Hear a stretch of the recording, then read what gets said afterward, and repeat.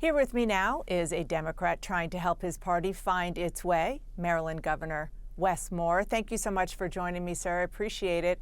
You said earlier this month that Democratic voters are justified in being, quote, angry. I want you to listen to what your fellow Democratic Governor Gavin Newsom said this weekend. These guys are crushing us.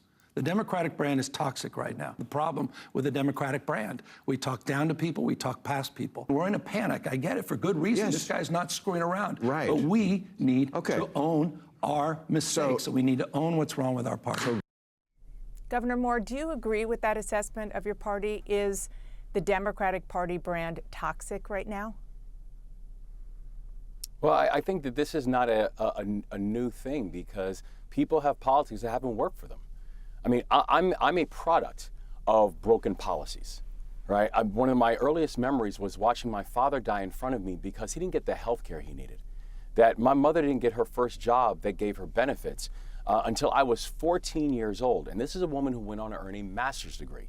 So these conversations about inequitable pay and wage gaps and why it's so difficult for working families to get ahead, it's not an academic exercise to me. I grew up in it, and I don't need a white paper to explain it.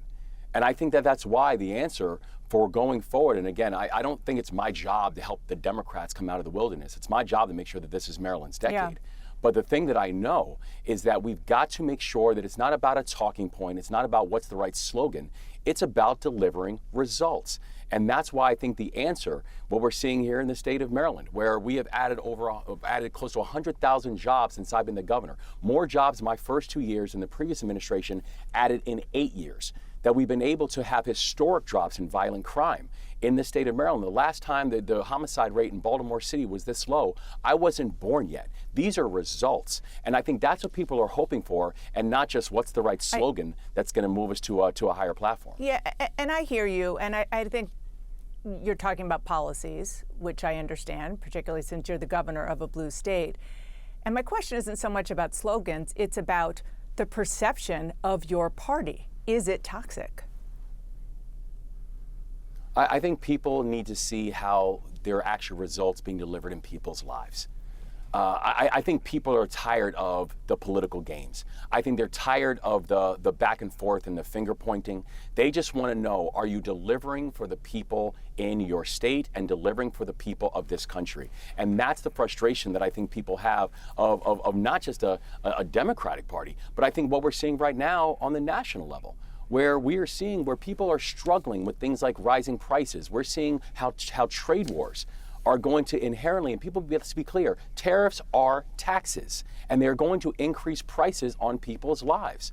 That they're frustrated when you're watching these arbitrary layoffs that are taking place of our federal workers, people who are doing things like making sure our food is safe and making sure that we're doing things like cancer research. And they're now being told that their job is by people who are never willing to take the same oath that they did. So the frustration that people feel, I think, is real, and that's why the answer is you have got to deliver results in people's lives. And is that the same answer to the question that you have posed about why so many young men have left your party? I mean, young men, this is a group that Joe Biden won by double digits in 2020. Donald Trump won young men in 2024. That's a huge swing. So was it your policies? Was it your message? Or is it both? Well, I think about the foundation for our race in the first place. It was young people, and a lot of it was young men, because I think we were speaking to them and not speaking at them. I think we were bringing them into, because if you look at the data that we have about young men in our society, there is a fall off. The level of suicide rate for young men has exploded. When you're looking at the fact that the employment rate and the job participation numbers have not grown for young men in this country since 1964. And Governor, you did that on a state level.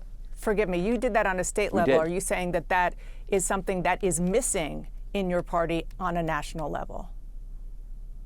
I think everybody needs to address the fact that if you look at the data and what happened, and the reason that we've really gotten here is if you just look at the data, that 30, 40 years ago, that there was a real fall off with young women, and there was a big push, a policy push, towards making sure that we're directing more support towards our young women. Now what's happened is a pendulum has swung. You've got to follow the data.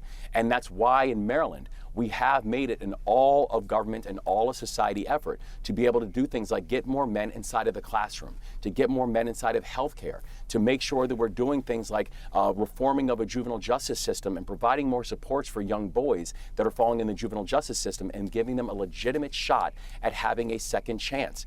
That this is not just going to be good for young men, it's going to be